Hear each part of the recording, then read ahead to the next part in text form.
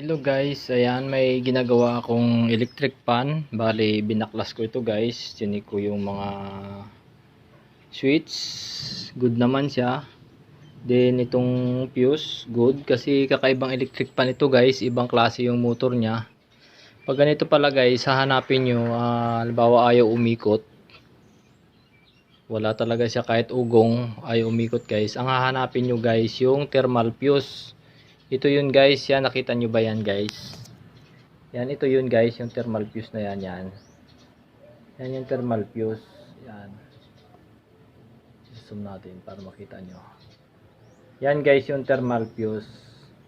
Yan, minsan kaya ayaw umandar kasi gawa ng ano yan.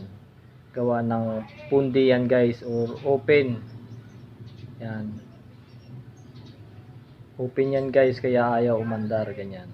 Ito lang guys, gagawin, papalitan lang na ninyo ito. Ito yan. Pag napalitan ninyo yan guys, okay na ulit yan. Yan. Yan guys. Ibang electric fan to guys. Walang tornilyo eh. Parang disposable lang siya. Yan, biniya ko lang siya guys. Yan. Yan. Yan guys. Yun lang ano natin guys. Mamaya titesting natin pag napalitan na natin yung thermal fuse. Guys, bali... Ayan guys, bali na ibalik natin yung kanyang takip na.